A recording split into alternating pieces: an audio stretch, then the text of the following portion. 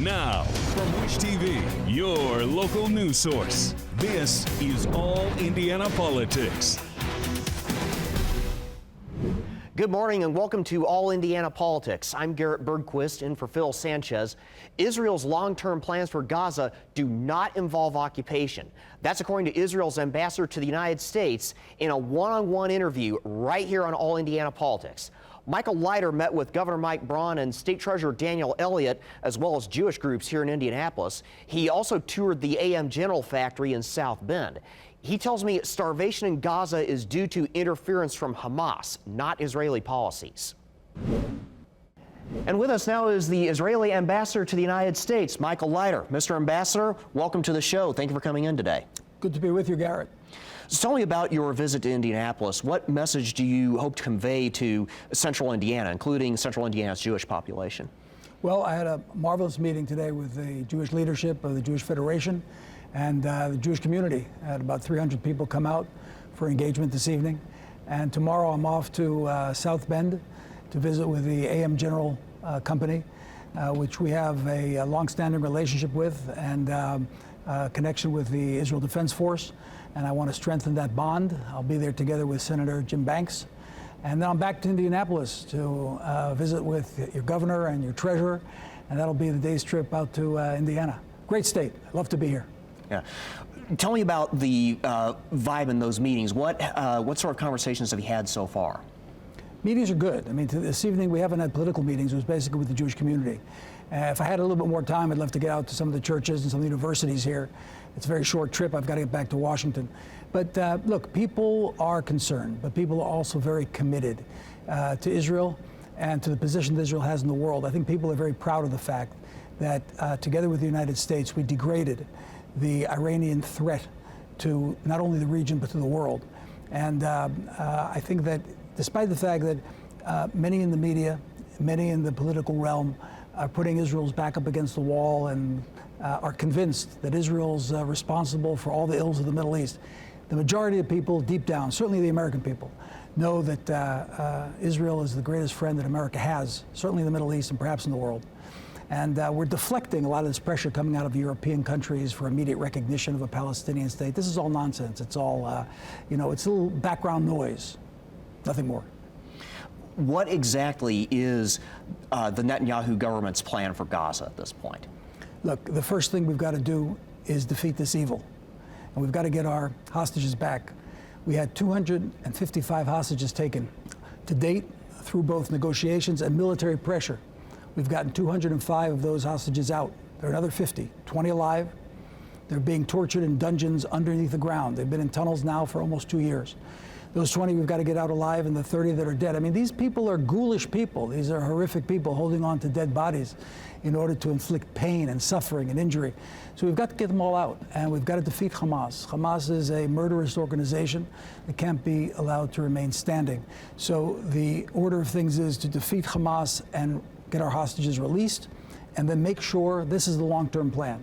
People who say we don't have a plan for Gaza, we're not the only ones. We've got to get everybody in the region involved in long-term plans, but our perception is that the long-term plan has to be that Hamas or anybody like Hamas, like the Islamic Jihad, anybody representing Iran, anybody representing an Iranian proxy cannot be reconstituted in Gaza. We need borders where we're protected, where our people are protected. No more jihadis on our border. That's clear. Are there plans for a long-term post-war occupation somewhat similar to what we saw prior to 2005? I don't think so. We don't want to occupy Gaza. We certainly have to maintain security control in Gaza. We can't give up on security. This is, Israel's a tiny country. It can fit into Indiana 4.5 times. We can't have anybody else responsible for our security. We want to take responsibility. We've never asked for American boots on the ground, European boots on the ground. We'll take care of our own security. But it has to be under very clear conditions. And one of them is that we are going to be in charge of security in Gaza. In terms of civilian life, in terms of management, in terms of administration, we don't want to get involved with that. We want our neighbors to come in with us, together with the administration here in the United States and others in Europe. Come together and let's create administration in Gaza, which is really going to serve the people and not serve Hamas. The people deserve change. Now look, they voted for Hamas, but I think they regret it today.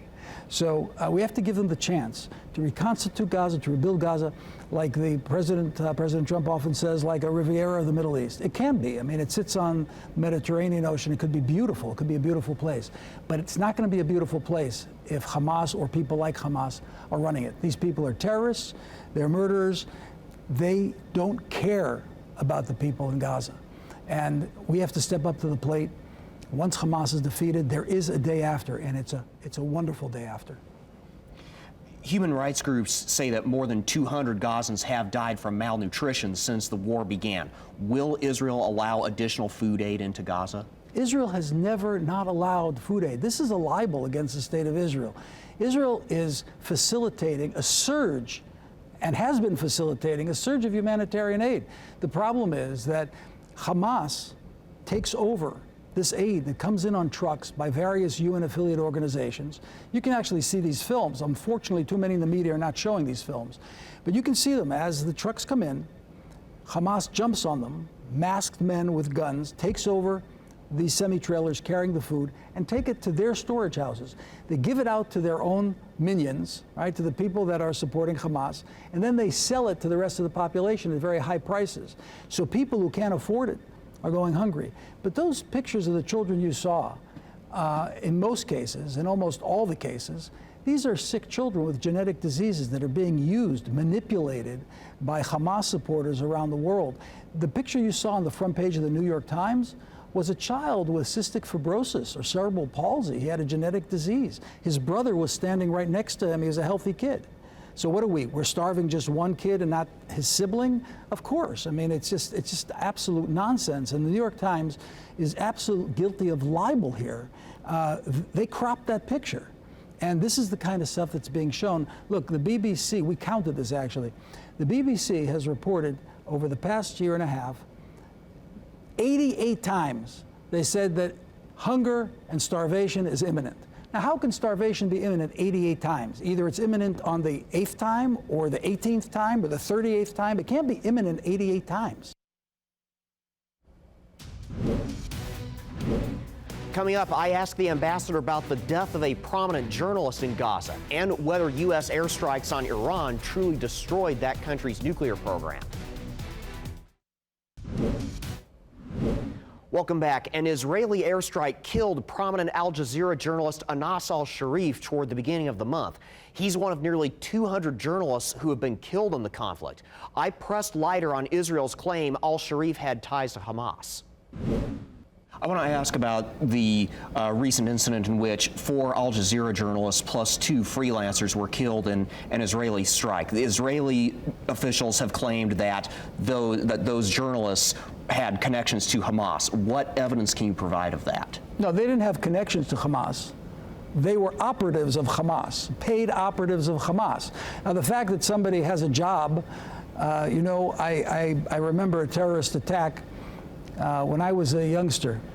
And well, Ambassador, what evidence can you provide right now to prove that those journalists were paid operatives of Hamas? I'll provide you with the evidence. I mean, I didn't come prepared to the studio, you know, with documents from our intel services, but I could present that evidence. We have the evidence. And by the way, the story has died because we've presented the evidence. They haven't continued. Everybody knows that these are Hamas operatives or Islamic Jihad operatives.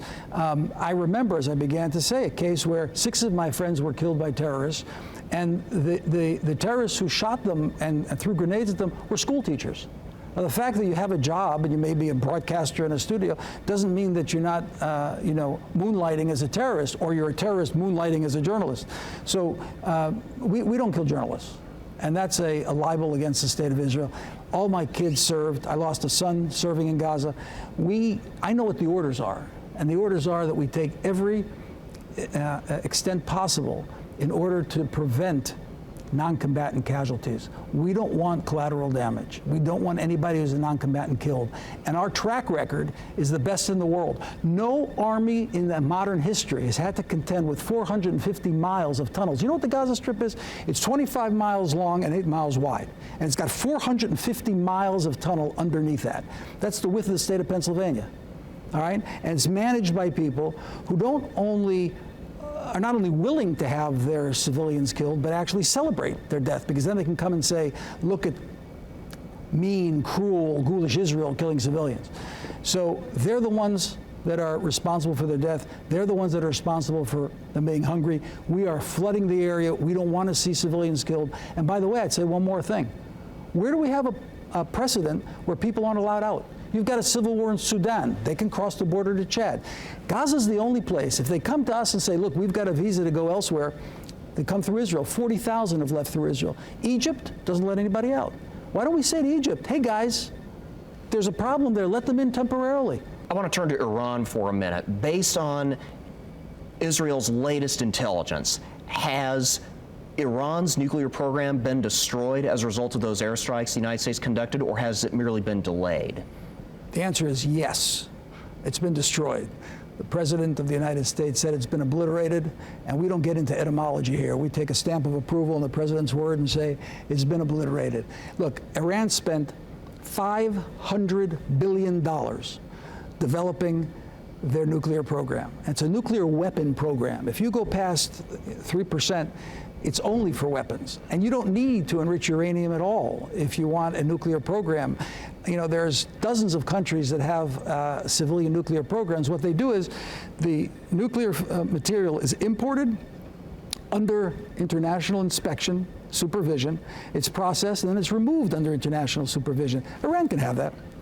But we all know the truth, that what they're interested in is a nuclear weapon. That's been terminated. They spent $500 billion on the nuclear program, and that's been terminated. There's no way on this side of the moon where they're going to be able to reconstitute that in the coming years. It's going to take decades and decades for them to be able to reconstitute what they had. And that's a result of the closest collaboration that's ever existed between the United States and Israel. There's never been this level of collaboration. So are you saying then that the threat of a nuclear-armed Iran has been eliminated? The threat of a nuclear Iran has been eliminated for now, no question about that. There's issues about, for example, material they may have hid. I mean, Iran is a bad actor. And Iran, in terms of the Iranian government, hasn't gone away. Their intentions are still there. If they can operate as a bad actor on the international stage, they will. Because they talk about us being the little Satan, the United States being the big Satan. They have a battle with Western civilization. They're out for the Judeo-Christian civilization. They want to terminate our civilization. Israel is the extension of Western civilization. It's an extension of the Judeo-Christian civilization in the Middle East. That's why they're so intent first on eradicating Israel, because Israel is a segue to eradicating the rest of Western civilization. They're a bad actor. Well, I do want to bring this back to our viewers, specifically here in central Indiana. Is it safe for Americans to visit Israel right now?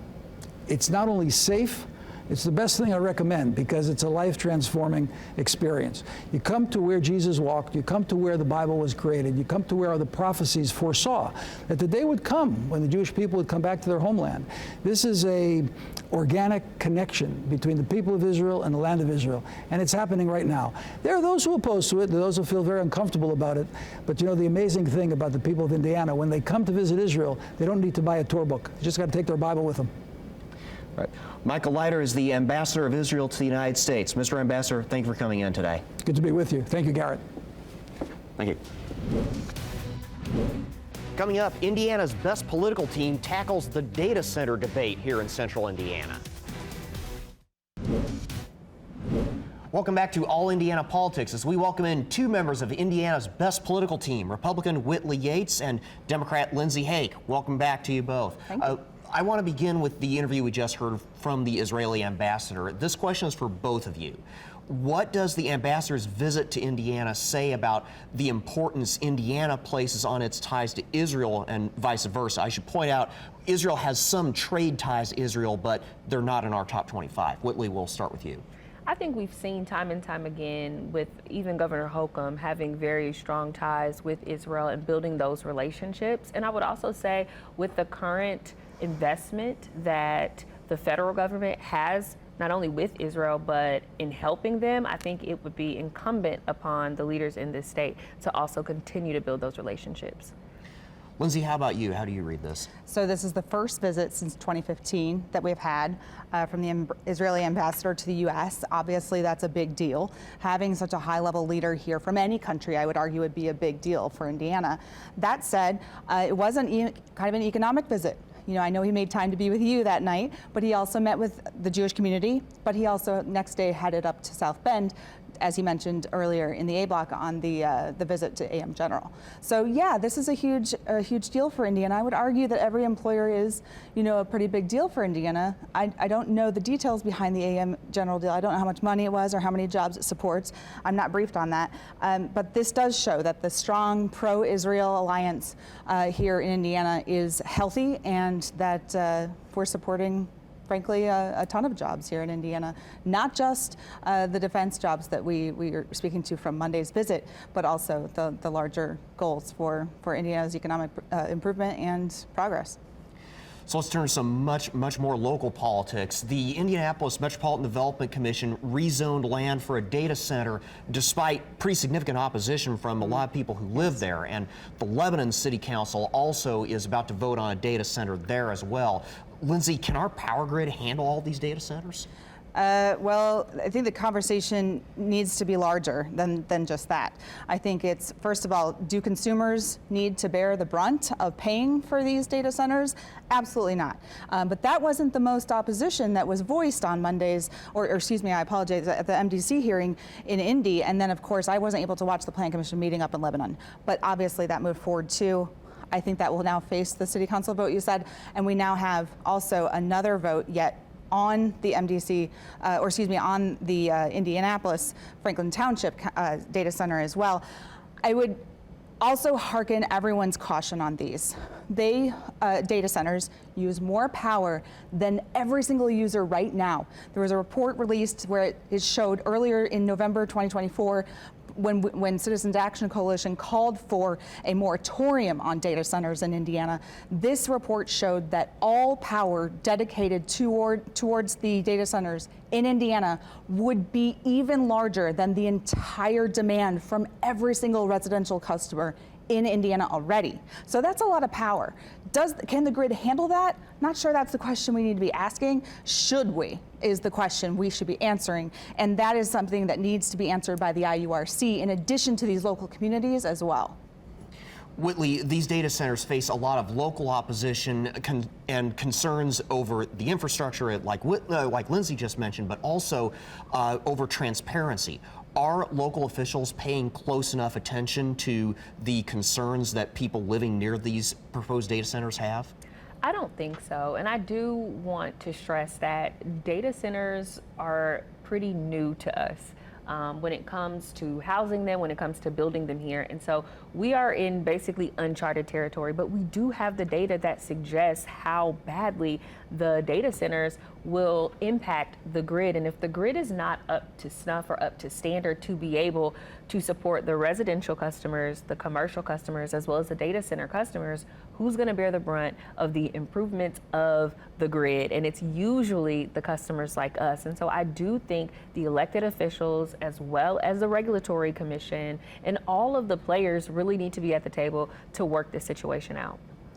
I got about a minute left here. I want to briefly turn to redistricting. We saw all 7 of Indiana's Republican U.S. House members endorse a special session. Whitley, do you see this moving the needle at all in terms of the governor or the state legislature? No, I don't. I think that they did what was necessary of them and what is expected of them. I don't necessarily believe that they believe that this would be beneficial for them, but I think that they're doing what is in line with what's expected from them from the Trump administration. Lindsay, got about 30 seconds. Sure.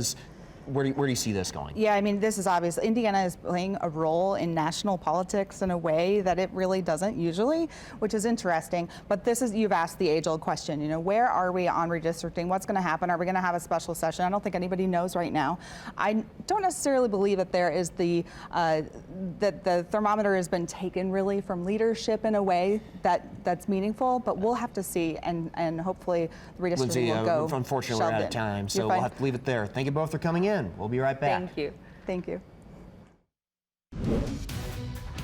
Thank you for joining us for All Indiana Politics. We'll be back here next Sunday morning at 9:30. You can hear my full interview with the Israeli ambassador on the All Indiana Politics podcast. It's online at wishtv.com. Have a great rest of your weekend.